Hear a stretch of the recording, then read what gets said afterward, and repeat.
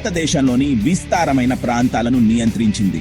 అపారమైన రాజకీయ, ఆర్థిక మరియు సైనిక శక్తిని ప్రదర్శించింది. సమర్థవంతంగా ఒక రాష్ట్రంగా మారింది. కంపెనీ రాజ్ అని పిలువబడే ఈ కాలం స్థానిక జనాభా ఖర్చుతో లాభం మరియు విస్తరణ కోసం నిరంతరాయంగా కొనసాగింది. వీరి జీవితాలు కంపెనీ విధానాల ద్వారా దెబ్బతిన్నాయి. కంపెనీ విధానాలు స్థానిక ఆచారాలు మరియు సంప్రదాయాలలో దాని పెరుగుతున్న జోక్యంతో కలిసి భారతీయులలో అసంతృప్తికి దారితీసింది.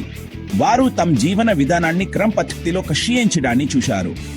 భూమి ఆదాయం కోసం కంపెనీ తృప్తి చెందని ఆకలి రైతుల దోపిడీకి మరియు గ్రామీణ ప్రాంతాల పేరికానికి దారితీసింది. విస్తృతమైన ఆర్థిక ఇబ్బందులను సృష్టించింది.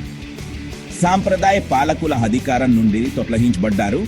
వారి రాజ్యాలు సందేహాస్పద మార్గాల ద్వారా తరచుగా దుష్ప్రవర్తన లేదా ప్రత్యక్ష వారసులు లేకపోవడం అనే నెపంతో స్వాధీనం చేసుకున్నారు.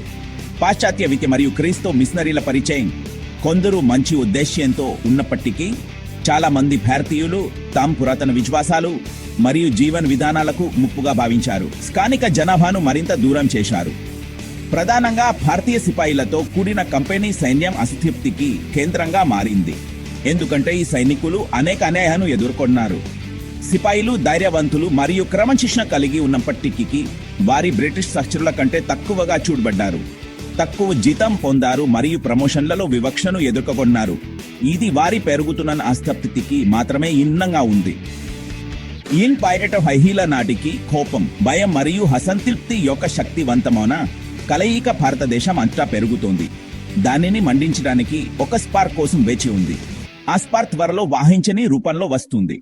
జంతువుల కొవ్వుతో గ్రీజు చేయబడిందని పుకార్లు వద్ద ఎన్ఫీల్డ్ రైఫిల్ పరిచయం ఆ స్పార్క్ గా నిరూపించబడింది. భారతదేశ చరిత్ర యొక్క గమనాన్ని శాశ్వతంగా మార్చే సంఘటనల గొలుసును కదిలించింది.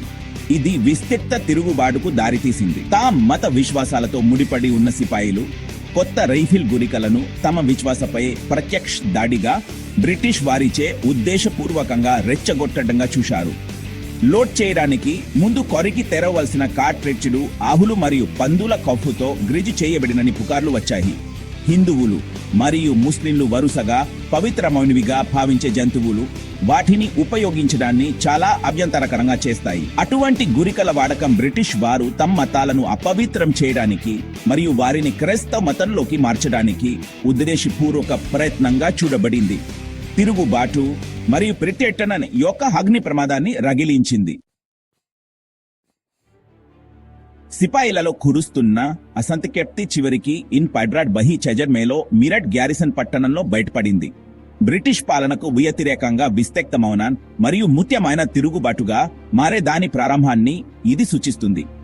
ఎనజే కాదుగురు సిపాయిలు వివాదాస్పద ఎన్ఫీల్డ్ రీఫిల్ గురికలను ఉపయోగించడానికి నిరాకరించినప్పుడు వారిని కోర్ట్ మార్షల్ చేసి జైలులో పెట్టారు. ఆవు మరియు పంది కోవుతో గురికలను గ్రీజు చేసినట్లు పుకార్లు వచ్చాయి. ఇది హిందూ మరియు ముస్లిం మత సున్నిత్వాన్ని కించపరిచింది. అన్యాయం యొక్క ఈ చర్య సంవత్సరాలుగా కురుస్తున్న తిరుగుబాటు జీవాలను రగిలించింది. మే 10వ తేదీన మీరట్లోని సిపాయిలు బహిరంగ తిరుగుబాటులో లేచారు. తామ్ సహచరులను జైలు నుండి బయటకు తీసుకొచ్చి తామ్ తుపాకులను తామ్ బ్రిటిష్ అధికారులపైకి తిప్పారు. ఈ సాహసోపేతమైన చర్య పెద్ద సంఘర్షణకు దారి తీసింది. తిరుగుబాటు వేగంగా ఉత్తర్ మరియు మధ్య భారతదేశం అంతా కార్చిచ్చులా వ్యాపించింది. మరిన్ని పట్టణాలు ఈ ఉద్యమంలో చేరాయి. ఒకప్పుడు శక్తివంతమైన మొత్తెల్ సామ్రాజ్యం యొక్క స్పానమైన చుయిల్లి తిరుగుబాటుకు కేంద్ర బిందువుగా మారింది. నగరం అపారమైన ప్రతీకాత్మక మరియు వ్యూహాత్మక ప్రాముఖ్యతను కలిగి ఉంది. తిరుగుబాటుదారులు విడుదలైన బహదూర్ షా జాఫ్ను ఒక ప్రతీకాత్మక వ్యక్తి హిందుస్థాన్ చక్రవర్తిగా ప్రకటించారు. సాధారణ బ్యానర్ కింద అన్ని వర్గాల భారతీయులను ర్యాలీ చేయాలని ఆశించారు. ఈ చర్య విభిన్న సమూహాలను ఒక సాధారణ శత్రువుకు వ్యతిరేకంగా ఏకం చేయడం లక్ష్యంగా పెట్టుకుంది. తిరుగుబాటు కేవలం సైనిక సంఘర్షణ మాత్రమే కాదు, బ్రిటిష్ పాలనపై లోతైన అసంతృప్తితో ప్రజా తిరుగుబాటు. ఇది న్యాయం మరియు స్వేచ్ఛ కోసం సమిష్టి ఆక్రందన, అంచివేత భూమి పన్నులు మరియు వారి జీవనోపాధి కోల్పోవడం వల్లగా కోపోద్రిక్తులైన రైతులు ఈ గొడవలో చేరారు. వారి భాగస్వామ్యం తిరుగుబాటుకు గణనీయమైన శక్తిని జోడించింది. తామ్ శక్తి మరియు ప్రతిష్టను కోల్పోయిన స్థానిక నాయకులు తాము కోల్పోయిన కీర్తిని తిరిగి పొందే అవకాశంగా చూశారు. వారు తమ అనుచరులను ర్యాలీ చేసి ఈ ఉద్యమానికి మద్దతు ఇచ్చారు. తిరుగుబాటు రెండు వైపులా గొప్ప ధైర్య సాహసాలు మరియు త్యాగాలను చూసింది. సైనికులు మరియు పౌరులు ఇద్దరూ అసాధారణ ధైర్యాన్ని ప్రదర్శించారు. ప్రతిఘటనకు చిహ్నంగా మారన్ యు వితంతువు రాణి లక్ష్మీబాయి బ్రిటిష్ వారికి వ్యతిరేకంగా ధైర్యంగా పోరాడారు. ఆమె నాయకత్వం మరియు ధైర్యం చాలా మందికి స్ఫూర్తినిచ్చింది.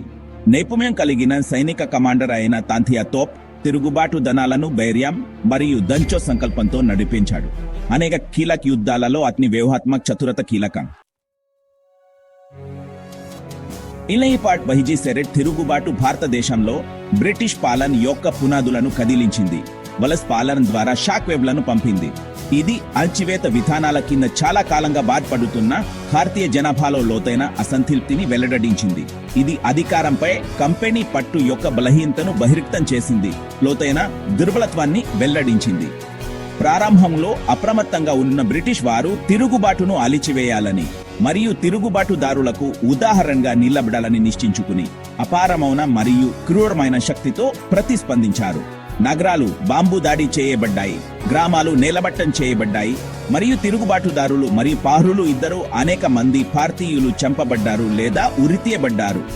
తిరుగుబాటు చివరికి అణిచివేయబడింది, కానీ తరతరాలుగా కొనసాగే లోతైన చేదు మరియు అపనమ్మకం యొక్క వారసత్వాన్ని వదిలివేయడా కాదు. ఇలైపాట్ బొరిసి షెబే సంఘటనలు బ్రిటిష్ వారిని వారి పాలన యొక్క స్పష్టమైన లోపాలను మరియు ముఖ్యమైన మార్పుల అవసరాన్ని ఎదుర్కోవలసి వచ్చింది. ఒకప్పుడు అజేయంగా కనిపించిన ఈస్ట్ ఇండియా కంపెనీ ఇప్పుడు దాని దుష్ప్రవర్తన మరియు అసమర్థతకు విస్తృతంగా నిందించబడింది.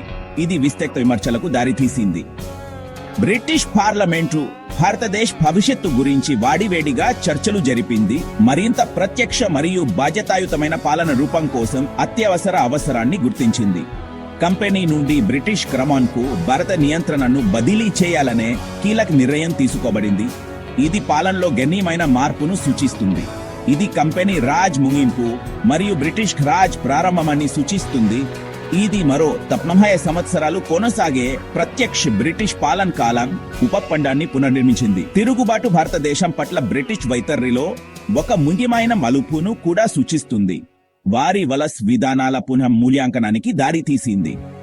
తెల్ల మనిషి భారం యొక్క తండ్రి భావన పాతుకుపోవడం ప్రారంభమైంది. బ్రిటిష్ వలస భావజాలంపై ప్రభావం చూపింది. బ్రిటన్ భారతదేశాన్ని పరిపాలించాల్సిన నైతిక బాధ్యత ఉందని ఈ నమ్మకం కలిగి ఉంది. అయితే దేశమైన మరియు మరింత నియంత్రణ చేతితో బ్రిటిష్ ఇండియన్ సంబంధాల భవిష్యత్తును రూపొందించింది.